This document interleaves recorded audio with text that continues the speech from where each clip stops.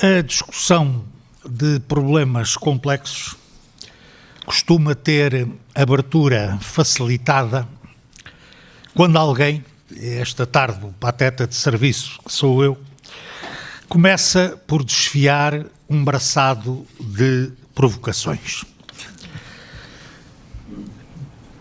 Esta mesa está subordinada ao tópico Educação e Ciência e por isso é que de lembrar que de ordinário a educação é vista como um acessório preambular à vida que interessa anteposto e com moradia habitual em patamares precoces da existência dos infantes. Penso, pela minha parte, ao arrepio da corrente, que o nosso viver todo transporta na marcha um continuado trabalho de educação. Só isto já dá para discutir, todavia os incautos desejarão que acrescente algo mais para rapidamente se virem a arrepender do desejo. Nas passarelas elegantes do desfile das modas ou nos lugares de hortaliça do mercado das ideias, deparamos à nossa volta com figurinos muito diversos para o guarda-roupa da educação. E passo à caricatura telegráfica de alguns exemplares tipológicos da oferta. Tem compradores na praça o paradigma da baldeação ou do transbordo das cargas.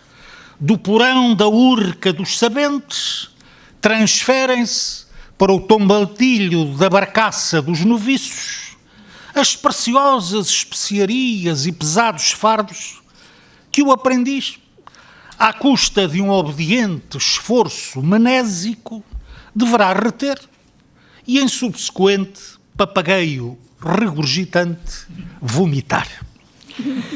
É o formato maquinista do decalque pragmático e da transmissão mimética de um pacote na consistência, no alcance, na substância, inquestionado e inquestionável.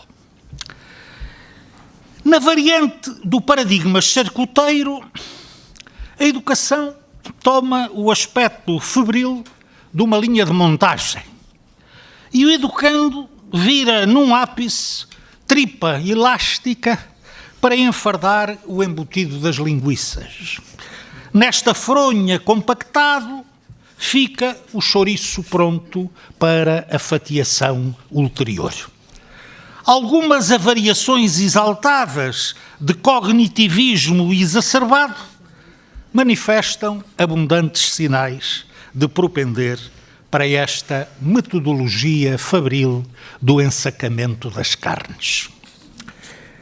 Salta-nos também à pista o ovacionado paradigma circense dos animais amestrados. Casamenta a férrea disciplina do macaqueio de tiques com a grácil demonstração de habilidades em berloque e o merecido quadradinho de açúcares ao final da prestação. O aparente resultado que se almeja é uma confeitura de estereótipos dóceis, bem afeiçoados ao molde que o domador prescreve e que babadas plateias, em delírio pelas pequenas proezas da prole ou dos pupilos, aplaudem na récita do colégio. Faz-me sempre lembrar a trupe de canídeos aos pulinhos pela arena, passeando uns trajes remendados de andaluza e de toureiro. Sobrevive ainda o paradigma do gato maltês. Antigamente tocava piano e falava francês.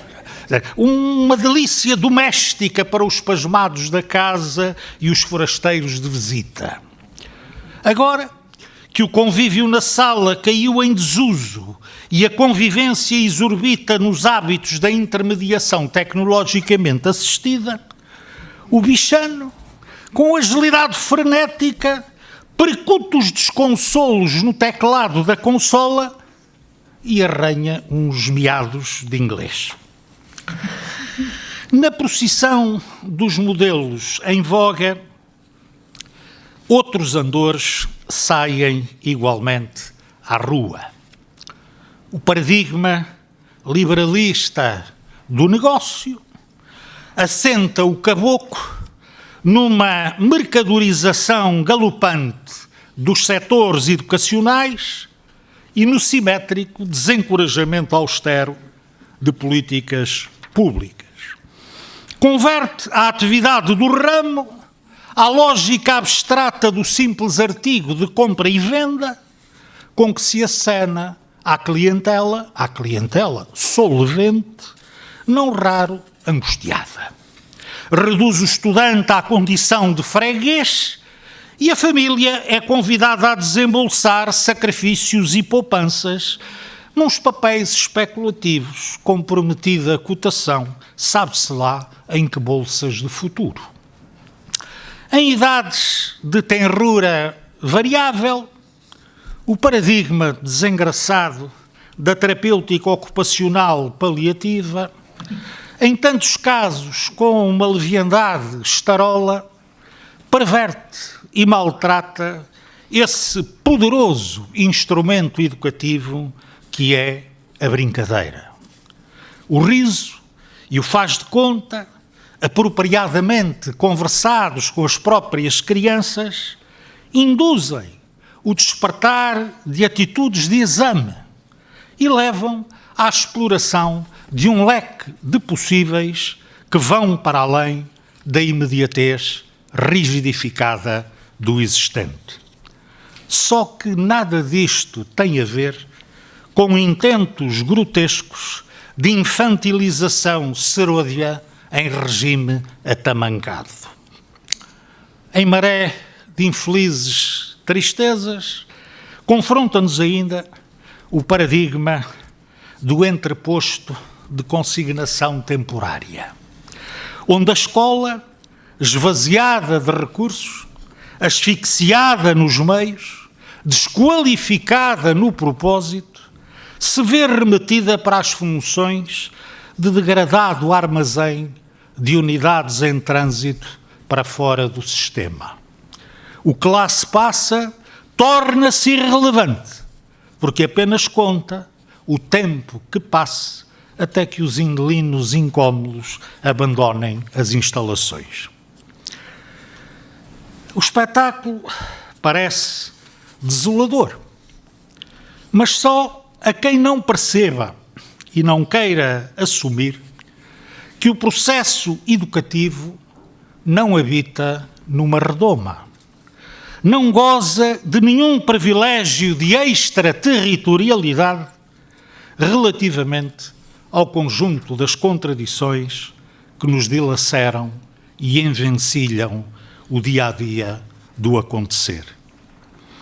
A educação constitui um terreiro de luta no trabalho da esperança.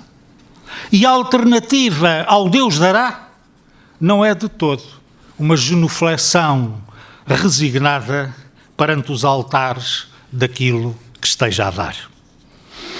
Entretanto, talvez algumas ilusões mereçam a pena de um despiste.